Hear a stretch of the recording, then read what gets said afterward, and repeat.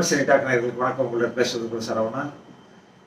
2 நாட்களுக்கு முன்பாக பனையூரில் கட்சி நடத்தி வரும் நடிகர் விஜய் தன்னுடைய கட்சியின் செயற்குழு கூட்டத்தை கூட்டி, நாமும் வரக்கூடிய சட்டமன்ற தேர்தலில் போட்டியிடுவோம், அதிலும் நாம் தனித்தே போட்டியிடுவோம், விஜய் என்கின்ற நான் முதலமைச்சர் பதவியிலே இருக்கிறேன் என்று படபடப்பாக பேசிட்டாரு.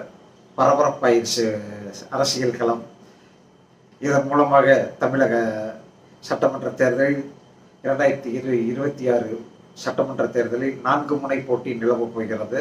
ஒன்று திமுக கூட்டணி, அதிமுக பாஜக கூட்டணி, அடுத்தது சீமான் தலைமையில் ஒரு கூட்டணி, அதுக்கடுத்து தமிழக வெற்றி கழகம் என்ற நடிகர் விஜய் கட்சி சார்பாக ஒரு கூட்டணி. ஆக மொத்தம் 4 பேர் தமிழக முதலமைச்சர் பதவிக்கு போட்டி போட போகிறாங்க. இப்போதைய நிலவரப்படி தமிழக மக்களுக்கு திமுக மீது ஒரு விதமான அருவருப்பும், ஒரு விதமான கோபமும், ஒரு விதமான அசூயையும் வந்துருச்சு. அது அவங்களே இழுத்துக்கிட்டது தான். அவங்க கட்சிக்காரங்க படுத்துகிற பாடு அந்த லட்சணத்தில் இருக்குது. அதிமுகலையாவது ஒரு கண்டிப்பாங்க, ஒரு அறிக்கை விடுவாங்க, ஒரு கேள்வி கேட்பாங்க, கொஞ்சம் ஒரு சின்ன பயம் இருக்கும். ஆனால் திமுக தலைமைக்கு யாருமே கட்டுப்படுவதில்லை. அவங்க தெளிவாக அவங்களே தெரியும். இப்போ நாளைக்கு சஸ்பெண்ட் பண்ணால் 3 மாதம் கழிச்சு அவங்களே சேர்த்துக்குவாங்க. எங்களுக்கு எங்கள் தலைமையை பற்றி எங்களுக்கு தெரியாதா அப்படின்னு அவங்க கட்சிக்காரங்களே அசால்ட்டாக அலட்சியமாக சொல்கிறாங்க. அந்தளவுக்கு ஆயிடுச்சு. அது ஊருக்கு எல்லா ஊர்லேயும் நகராட்சி, மாநகராட்சி, ஊராட்சி, பேரூராட்சி எல்லா மட்டத்திலும் லஞ்சமும் ஊழலும் தலைவிரித்து அடிக்கிறது. ஒவ்வொரு கார்பரேஷன்லையும், ஒவ்வொரு மாநகராட்சி, ஒவ்வொரு நகராட்சியிலையும் கமிஷன் சட்டை உச்சக்கட்டத்துக்கு போயிடுச்சு. அது வார்டு கவுன்சிலர்களே கமிஷனுக்காக அடிச்சுக்கிறாங்க. வைஸ் சேர்மனை எல்லாருமே திட்டுறாங்க. அதை நகரசபை கூட்டம், மாநகராட்சி கூட்டமே அல்லலுவப்படுது. எல்லாத்துலேயும் கமிஷன் கமிஷன் கமிஷன். இப்போ கமிஷன் கொடுக்கல அப்படிங்கிறதே ஒரு பெரிய போஸ்டர் அடிச்சு எல்லாம் ஒட்டுறாங்க. அந்த அளவுக்குலாம் திமுகக்காரங்க இறங்கிட்டாங்க. ஆக மொத்தம் அது திமுக கட்சிக்காரர்களுக்கு கமிஷன் மட்டும்தான் வாழ்க்கை. அதை வச்சு தான் அவங்க வாழ்க்கையை ஓட்டுறாங்க அப்படிங்கிறதே இப்போதைய 2K கிட்ஸுகளுக்கு தெரிஞ்சு போச்சு. இதனுடைய பலன் வருகின்ற சட்டமன்ற தேர்தல் நிச்சயமாக ஈடுபடும் அப்படின்னு நினைக்கிறோம். இந்த நேரத்தில் நடிகர் விஜயும் இந்த பக்கம் ஒரு ஓட்டையை போடுவோம் அப்படின்னு சொல்லிட்டு அவரும் களத்தில் குதிச்சிட்டாரு. இப்போ அவரும் கிட்டத்தட்ட பூத் கமிட்டியை அமைக்கிறதுக்கு இப்போ 80% அமைச்சிட்டார் அப்படின்னு சொல்கிறாங்க. ரொம்ப ஆச்சரியமான ஒரு விஷயம். ஏனெனில் ஒவ்வொரு தேர்தலிலும் பூத் கமிட்டி தான் ரொம்ப முக்கியம். அது சில கட்சிகளில், சில இடங்களில் தேர்தல் நேரத்தில் பூத்தில் கமிட்டியை உட்காரது கூட ஆள் இருக்க மாட்டாங்க. அது வார்டு எலெக்ஷன் டைமில் எலெக்ஷன் பூத்துக்குள்ளே ஆளே இருக்காது. திமுக அதிமுக 2 பேர் தான் இருப்பாங்க, வேறு யாருமே இருக்க மாட்டாங்க. ஆனாலும் இந்த முறை முதல்ல பூத் கமிட்டியை மட்டும் கரெக்டாக வச்சு ஆரம்பிச்சிருக்காரு விஜய். அந்த வகையில் அவரை ரொம்ப பாராட்டலாம். அதே சமயம் அவருக்கென்று எந்தெந்த விஷயத்தில் என்னென்ன கொள்கை இருக்குன்னு யாருக்குமே தெரியல. அவரும் பத்திரிகையாளர்களை சந்திக்கவில்லை. மதுரையில் மட்டுமே ஒரே ஒரு முறை பத்திரிகையாளர் சந்தித்து ஆளை விடுறா சாப்பிட்டு தப்பிச்சு பிடிச்சி ஓடிட்டாரு. இப்போ அவருடைய கொள்கை என்ன அப்படிங்கிறது தெரியல, நோக்கம் என்னன்றது தெரியல. ஆனால் நான் முதல்வரே சொல்லியிருக்கிறேன் அப்படிங்கிறாரு. முதல்ல நீங்கள் ஒரு பத்திரிகையாளர் சந்திப்பை கூட்டி நீங்கள் பேசுங்க சாமி. அதுக்கப்புறம் உங்கள் கட்சியோட கொள்கை என்னன்னு சொல்லுங்கள். ஒவ்வொரு விஷயத்திலையும் உங்களுடைய நிலைப்பாடு என்னன்னு சொல்லுங்கள்.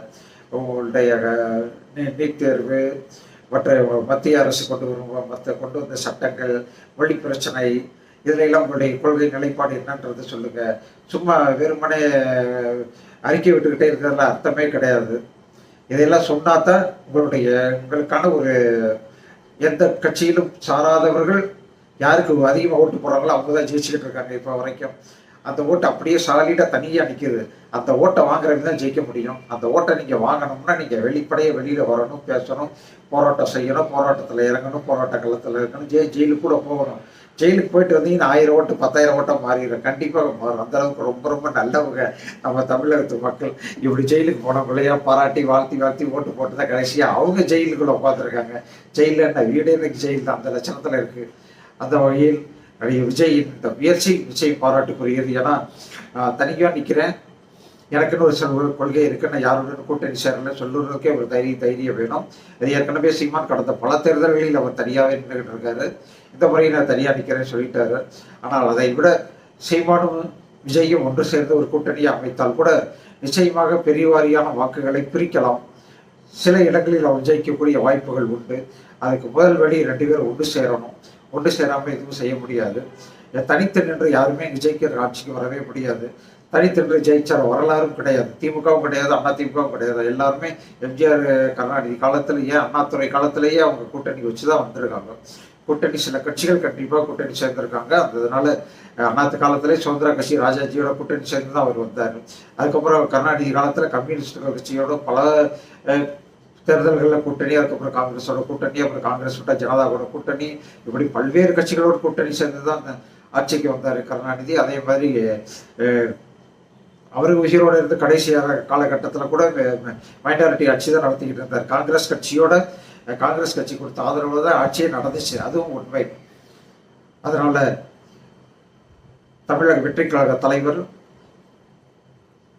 நாம் தமிழர் கட்சியும் இணைந்து இந்த முறை தேர்தலில் நின்றால் நிச்சயமாக ஒரு மாறுதலை கொண்டு வரலாம், அல்லது மைனாரிட்டியாக ஆட்சியை கொண்டு வந்து நிறுத்தி வைக்கலாம்.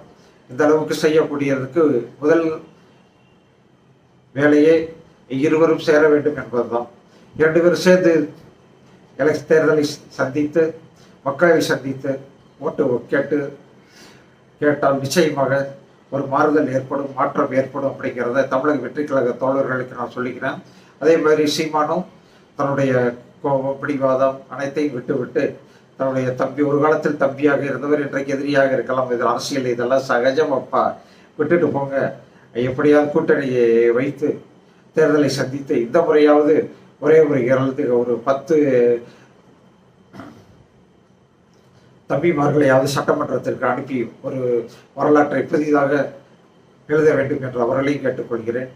தமிழக அரசியல் இன்றைக்கு 4 முறை தேர்தலாக மாறிவிட்டதால் பரபரப்பு கூடியிருக்கிறது.